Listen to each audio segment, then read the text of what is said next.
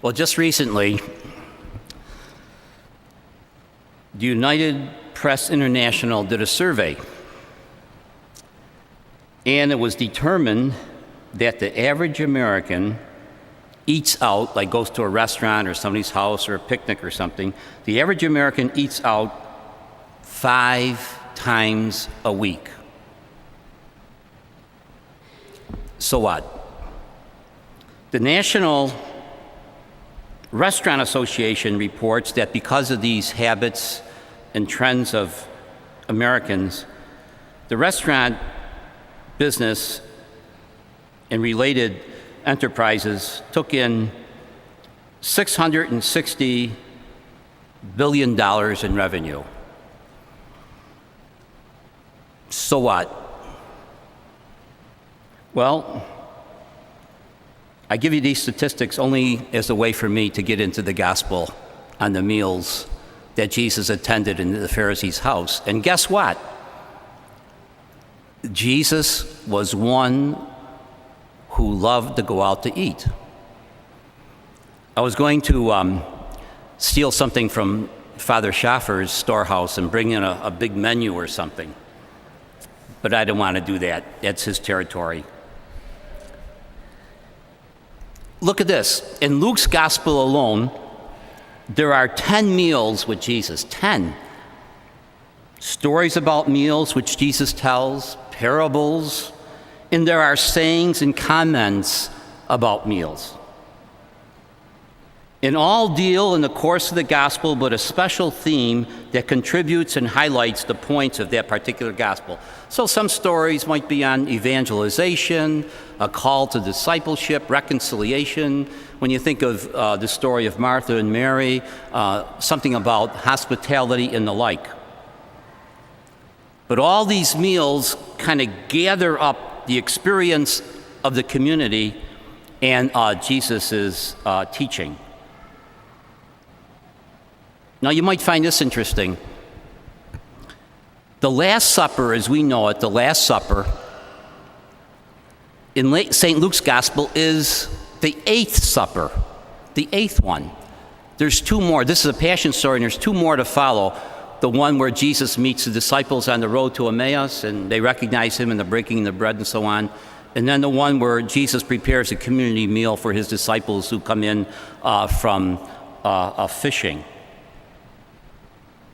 And I think it's important to note that to really understand something about the Last Supper, it's important to know something about the 7 meals that came before the Last Supper, and how all the various themes of all these other meals recapitulate and are all part of the Last Supper. In today's gospel, it tells us there's a supper to which Jesus has been invited by one of the leading Pharisees, and so the other guests are of the Pharisee class, certainly a higher class of people, religious men, fervent proclaimers of the Torah, with a sophisticated knowledge of the law.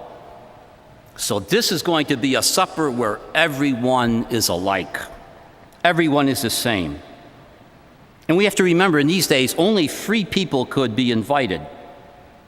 So slaves, women, children were excluded. In order to be invited to one of these meals after a Sabbath, someone must have saw Jesus said, "Hey, we're having supper, why don't you come over?" You had to be free, you had to be a male, and you had to be adult. And Christians were counterculture in many ways, but especially when it came to meals. And we'll see that in the second part of the gospel. Now it says when Jesus came into the banquet hall, he sees guests choosing the best seats. And, that's common usage. This happens today. We always have had tables at wedding receptions or anniversaries or athletic banquets. That's common usage. It was true in Jesus' time. And I think if we get so caught up in that, we miss the point, because Jesus is talking about humility. A meal that has to do with interior attitudes and how they are reflected and how they are proclaimed in what we do outwardly. Not just doing and performing, but things have to come from within. And in Luke's community, he asks and challenges them, saying, is our meal, or we could say, is our mass a mass, an occasion for evangelization, or is it just a mass or a meal for the evangelized? Is everybody the same? Is everybody welcome, Who's in, who's out? Interesting questions. And this was what St. Luke was trying to bring to his community. Now, the second part of the gospel is a little bit different. Jesus says, when you have a meal, don't just invite your rich friends and family members, but invite the poor, the lame, the blind. Now, this is a story of salvation not intended for the saved, but for those who really need salvation. And in Luke's gospel, as we look at all these meals, we find little by little that everybody's in need of salvation. The blind, the deaf, the lame, the rich people, all of us. We all are in need of salvation. And this meal emphasizes that God is ready. God, through Jesus, is ready to bring us salvation. Now, Jesus was invited to another Pharisee's house. His name was Levi. And sometimes when we read this gospel, and I've seen this in commentaries and other preachers, they say, this was a meal given in honor of Jesus. No, not at all. We have to look and see, who is this Levi? Well, Levi is throwing this great banquet in his home because he has become a follower of Jesus. And he has left everything behind, just like Peter, James, and John. Jesus called him right from his tax collecting booth, just like he called the other disciples to leave their fishing nets behind. Levi has associated himself with Jesus. He's taken on the mission of Jesus. And notice how important it is to recognize what following and accepting Jesus is all about. That this Levi is a follower of Jesus who has taken on the mission of Jesus, and of course he wants to fulfill his mission in conjunction with Jesus. And so what he does, he invites all the other tax collectors so that Jesus is able to heal those who need a doctor with Levi's help. A call story, but one that involves relationships. It involves reconciliation, evangelization, all these themes in these meals. And people say, look at Jesus is there with these tax collectors and sinners. Well, those are the only people that Levi knew. That was his support group. Those were his friends. Now, of course, he's made this big conversion. He's left everything behind. But he invites these friends in to celebrate this occasion and does what a follower of Jesus is supposed to do. He introduces them to Jesus Christ.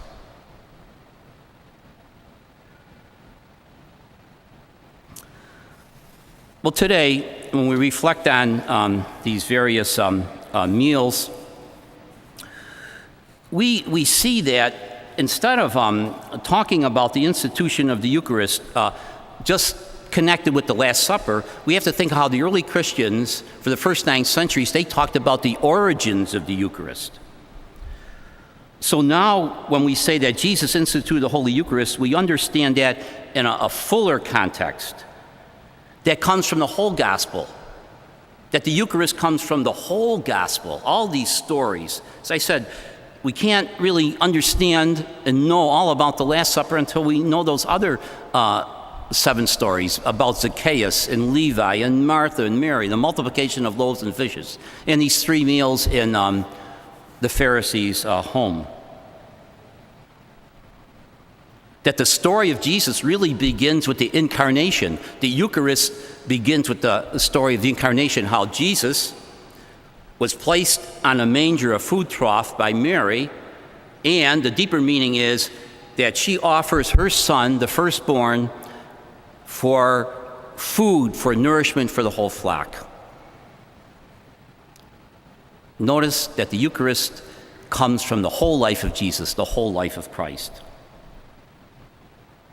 So if we want to make the Eucharist to make a difference instead of being a non-event, we are challenged to listen to the Scriptures, celebrate the Eucharist, but also take in the whole ambiance of our church, of our community.